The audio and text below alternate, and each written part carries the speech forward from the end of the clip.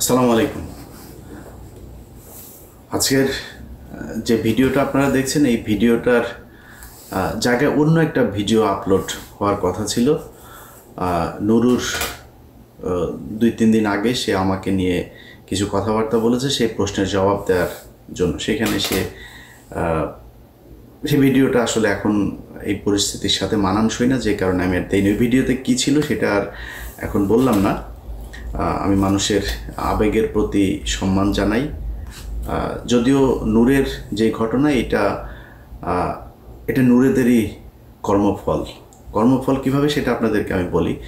ধরেন 5 তারিখের পর থেকে এখন পর্যন্ত আপনি দেখেন তো আমার সাথে যাদের যাদের বাজছে, যে বিষয়গুলো নিয়ে আমি কথা বলছি, আমি ধরেন বিডিআরের বিচার চাই, এটা নিয়ে সেনাবাহিনী আমার শত্রু।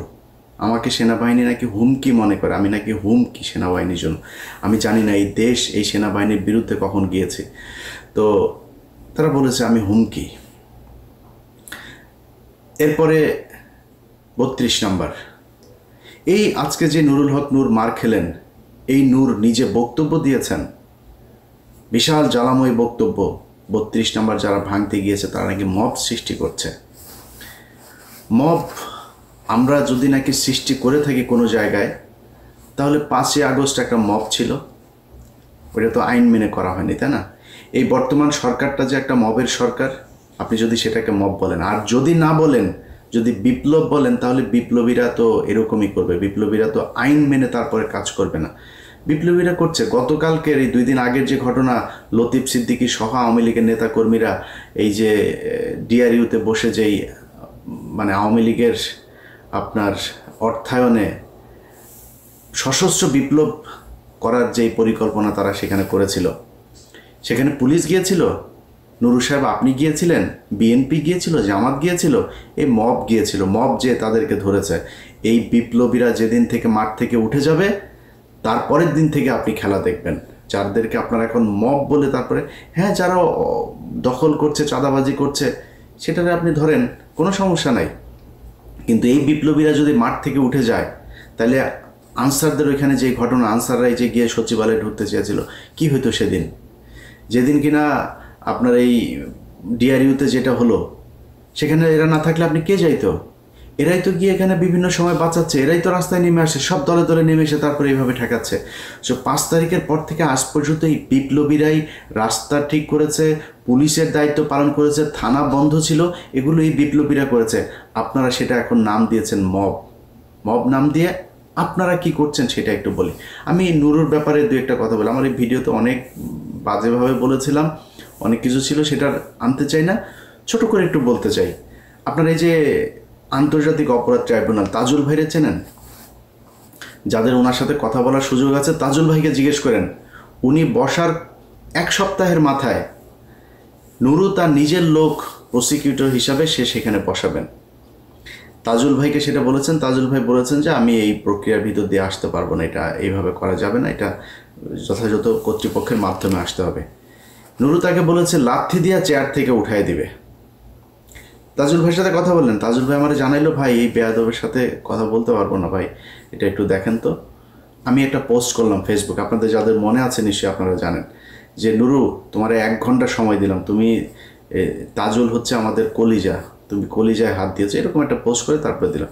15 মিনিটের মাথায় গিয়ে তাজুল ভাইয়ের সাথে গলাগলি করে একটা ফেসবুকে পোস্ট দিলাম, আমি আমার পোস্ট ডিলিট করে দিলাম, ঘটনা শেষ।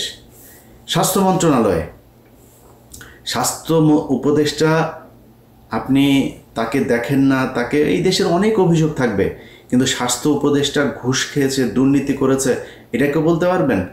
এটা বলতে পারবেন না। স্বাস্থ্য উপদেষ্টা তিনি একজন খুব সৎ একজন মানুষকে তার ব্যক্তিগত সহকারী হিসাবে দায়িত্ব দিয়েছেন।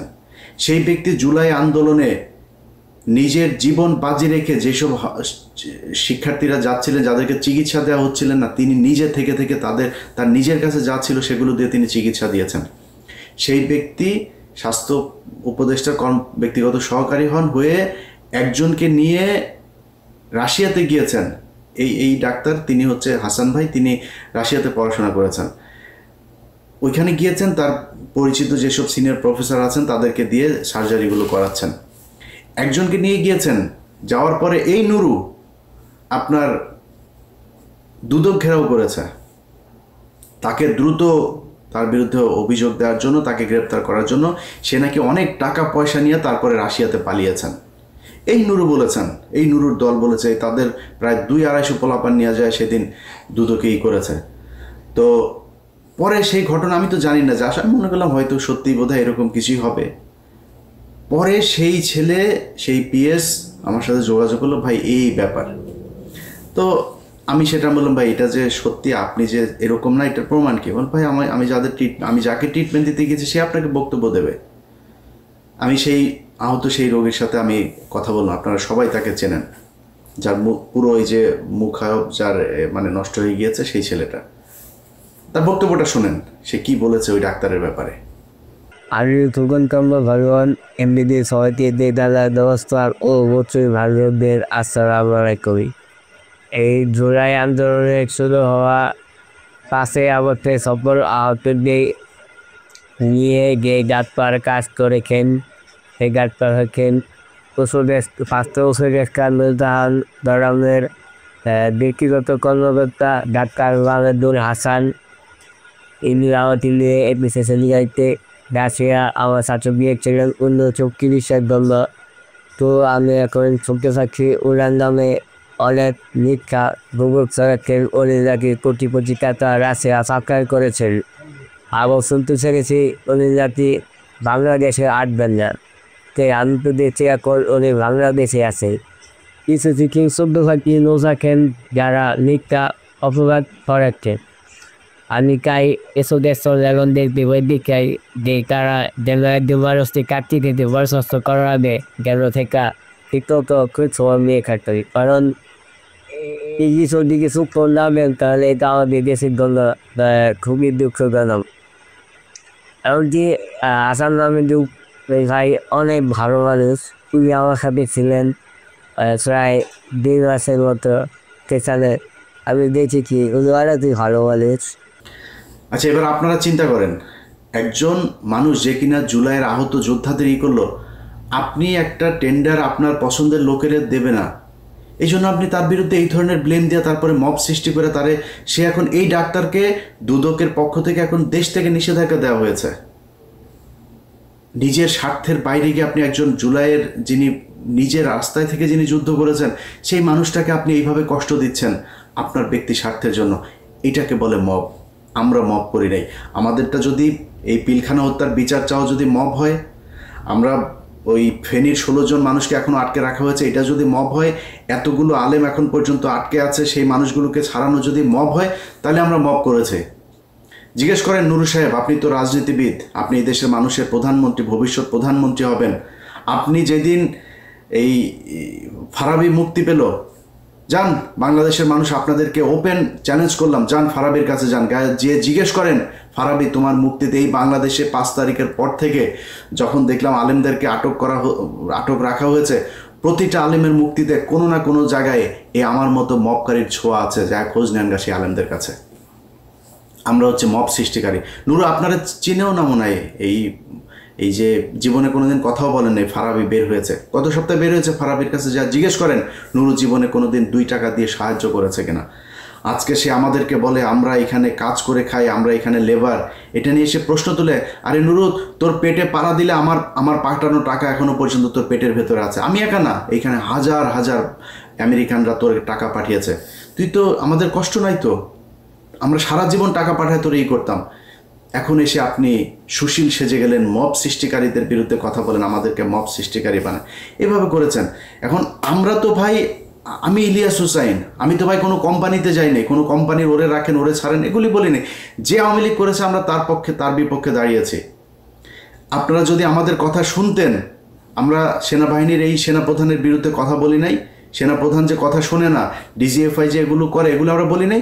আপনারা তখন বলেছেন, এই নুরু বলেছে আমি নাকি দেশে বিশৃঙ্খলা, আমি আর পিনাকি দেশের বিশৃঙ্খলা তৈরি করতে চাই, তাই নাকি নুরুল হক নুরু?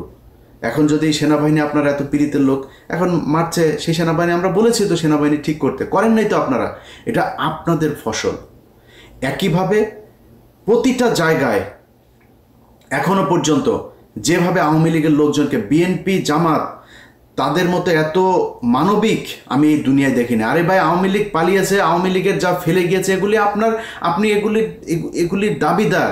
তারা এই দেশের জনগণের টাকা পয়সা কামিয়ে এই সম্পদ অর্জন করেছে, এটা গনিমতের মাল। এই মাল আপনি খান, যেমনে পারেন খান, আমার কোনো সমস্যা নাই। সেই আওয়ামী লীগকে তারা আবার পুনর্বাসন করে। একজন বিদেশে ইন্ডিয়াতে বসে আছে, তার ব্যবসায় 2 দিন আগে মিরপুরে শুনলাম, তার ব্যবসা এখন আরেকজন দেখভাল করেন, বিএনপির এক নেতা। কেন ভাই? তার ব্যবসা আপনি পুরো ব্যবসা নিয়ে নেন, আপনারা না করেনই তো কেউ। আপনি তাদেরকে বাঁচাচ্ছেন। এইভাবে সারা দেশে আওয়ামী লীগকে বিএনপি, জামাত, এই গণ অধিকার পরিষদ, এনসিপি সবাই পুনর্বাসন করছে। যদি নাকি এই রাজনীতিবিদ শুয়োরের বাচ্চাদের যদি মিনিমাম কমন সেন্স থাকতো, তাহলে প্রথমে এসে এই দেশে পিলখানার বিচার চাইতো। একটা শুয়োরের বাচ্চা, কোনো শুয়োরের বাচ্চা দেখেন, যেই কটা রাজনীতি করে, কোনো শুয়োরের বাচ্চা যদি দেখেন আপনি কেউ করে আপনার এর বিরুদ্ধে পক্ষে কথা বলেছে, কেউ বলে নাই বিডিআরের পক্ষে। বিডিআরের মানুষগুলো এখনো পর্যন্ত, ভাই গত সপ্তাহের কথা বলি, একজন বিডিআর সদস্য আকুতি জানিয়েছেন তার স্ত্রী গত 16 বছর ছিল এইভাবে, এই 5 তারিখের পরে স্বপ্ন দেখেছে তার স্বামী ফিরে আসবে। 1 বছর হয়ে গেছে, ফিরে আসে না, এখন সে চলে যাবে। সে বলে, না আমি আর তোমার জন্য অপেক্ষা করতে পারবো না, তুমি এখন যেহেতু বের হইতে পারো না, আর জীবনে বের হইতে পারবে না। সেই লোক আকুতি জানিয়েছে, ভাই আমার স্ত্রীকে একটু বলেন আর কয়টা দিন অপেক্ষা করতে, আমি বের হয়ে যাব। আপনারা কথা বলেছেন, বিচার চান, এটা বিচার চাইতে পারেন না? এইটুক হ্যাডম যদি না থাকে তাহলে বালের রাজনীতি করার দরকারটা কি? আমি তো কিছু চাই নাই আপনাদের কাছে, এই দেশটাকে আওয়ামী মুক্ত করতে চেয়েছি। সেই জায়গায় আপনারা এখন নাই, আপনার সাথে আমি এক হব কেমনে? আজকে নুরুর যে ঘটনা, নুরুর এই ধরনের ঘটনা এর আগে ঘটে নাই, আমরা তার পক্ষে ছিলাম না। আমার ভিডিওতে পেছনে যান, 2019 সালে যান, 20 সালে যান, যাই দেখেন আমি ইলিয়াস নুরুর পক্ষে দাঁড়িয়েছি। সেদিন নুরু তোমার পক্ষে এই বাংলাদেশের কোনো মিডিয়া কথা বলে নাই। আমরা যারা বাইরে আছি, তারা, আমার যারা শত্রু বাইরে আছে, তারাও তোমার পক্ষে কথা বলেছে। তোমার তাদের প্রতি এইটুক রেসপেক্ট রাখা দরকার, তুমি রাখতে পারো নাই। তুমি মাঝে মধ্যে এসে খোঁচাখুচি শুরু করো। এই সব শেষ ঘটনা আপনাদেরকে বলি, দেশবাসীর জানা দরকার। যেদিন আফ্রিদির সাথে এই যে নতুন করে তার সাথে আমার বাঁধলো কেন শোনেন, আফ্রিদির বাপ যেদিন আটক হলো, আমরা সারা রাত জেগে খোঁজ রাখছি কোথায় কি হলো, কি হচ্ছে। পুলিশ, সিআইডি, ডিবি, মানে আফ্রিদিরে ধরার জন্য তার বন্ধু বান্ধবী এমন কোনো বাসা নেই, সব জায়গায় রেড দিচ্ছে। সারা রাত জেগে তারা কষ্ট করছে। ধরা খাওয়ার পরে নুরুল হক নুরু XYZ পুলিশের এক কর্মকর্তাকে ফোন দেন, ভাই ওনাকে ছেড়ে দেন। সবশেষ যখন তাকে রাখা হয়, নুরু তাকে ফোন দিয়ে বলে, আপনি কি ছাড়বেন নাকি আমি ঊর্ধ্বতনকে দিয়ে আপনাকে ফোন করাবো? আমি তখন সাথে সাথে জানার পরেই তারে ফোন দিলাম। ফোন দিয়ে বললাম, এই পাঞ্চ, তুই এরা করছিস কেন, এরা করলি কিসের জন্য? এরপরে রাশেদ আমারে ফোন দেয়। রাশেদের ফোন আর ধরিনি, তার একটা মেসেজ পাঠালাম, ভয়েস মেসেজ, আপনার এই চোর বাটপার স্যাচরে বলেন যে এখানে আওয়ামী লীগের লোকজনের বাঁচাইতে। তারা এখন ন্যারেটিভ তৈরি করেছে, আফ্রিদির বাপ তারা কি যাত্রাবাড়িতে গিয়ে মেরেছে, পাড়ার পো পাড়া তোরে, যে শেখ হাসিনা প্রতিটা মামলার যে 1 নম্বর আসামি, শেখ হাসিনা পিস্তল নিয়ে যায় কারো মারছে, মামলা এক্সিকিউট করে, প্ল্যানিং করে, এটা আলাদা আলাদা ধারায় তাদের ব্যাপারে শাস্তি হবে। বাংলাদেশের যত কজন আওয়ামী লীগ আছে, একদম নিচের শ্রেণীর কর্মী পর্যন্ত প্রতিজন হত্যা মামলার আসামি হবে, যার দায় যতটুকু। সাংবাদিক আসামি হবে, যেই ব্যবসায়ীরা বলেছে যে শেখ হাসিনার পাশে যে 3 তারিখ পর্যন্ত তারা পাশে থাকা, তাদের বিচার হবে, হইতে হবে। যার যতটুকু প্রাপ্য সেটুকু তার বুঝাইতে হবে। এখন আপনারা একজন টাকা দিবে, নঈম নিজামের কাছ থেকে যায় প্রতি মাসে মাসে বকেয়া আনতেন, আপনি বলেন এখন আমরা 5 কোটি টাকার জন্য মাই টিভি তো দখল করতে চান, মাই টিভির মালিককে ধরাইতে গেছি। এরপরে তার সাথীর ছেলেরে ধরা হইল। সাথীর ছেলেরে ধরানোর পরে এই যে নুরুর সাথে আমার যে ফোনে যে বাকবিতণ্ডা হচ্ছে না, আমি কিন্তু পাবলিক করি নেই, চুপচাপ আছি। আফ্রিদি ধরার পরে সে নিজে পোস্ট করে ফেলো। সে যে পোস্ট লিখেছে, সেই পোস্ট লিখতে মিনিমাম 2 ঘন্টা সময় লেগেছে। পোস্ট লিখে তারপরে সে জানান দিল যে আফ্রিদি এবং মাই টিভির পক্ষে সে। আরে বেটা, তুই আফ্রিদির খবর জানিস না? আফ্রিদি কি করেছে তুই জানিস না? আফ্রিদি গত সরকারের আমলে একটা ছবি থাকার কারণে ওই যে রাহির ব্যাপারে সে প্রশ্ন তুলেছে, রাহি ছাত্রলীগ করতো। রাহি ছাত্রলীগ যদি নাকি আফ্রিদির পায়ে ধরে যদি রাহি ছাত্রলীগ হয়, রায় তো বলেছে আমাকে জোর করে ছাত্রলীগ করানো হয়েছে, আমাকে দল করানো হয়েছে। যদি নাও করানো হয়, সে যদি করেও থাকে, তাহলে শেখ হাসিনার পায়ে ধরে যে তুই মাপ চাইলি, শেখ হাসিনার যে তুই মা বললি, তাহলে তুই কি? অতএব হিসাব করতে হবে নুরুল ভাই। আপনি বিএনপির যাদের বিরুদ্ধেও এখন কথা বলি, তারা ভাই এই দেশে রাজনীতির জন্য, এই দেশে আওয়ামী লীগের বিরুদ্ধে কথা বলতে গিয়ে নির্যাতন সহ্য করেছে। আপনি বিএনপিরে উড়ায় ফেলতে পারবেন? বিএনপির লক্ষ লক্ষ মানুষ এই আওয়ামী লীগের বিরুদ্ধে শেষ পর্যন্ত তাদের পক্ষে আসে নাই। জামাত ইসলামের লোক তাদের পক্ষে আসে। জামাত ইসলামের আমিরের পর্যন্ত আমি ছাড়ি নাই। আমার এত সম্মানিত লোক, আমি তারা ছাড়ি নাই। সন্তোষ শর্মাকে তারা দাওয়াত দিয়েছে।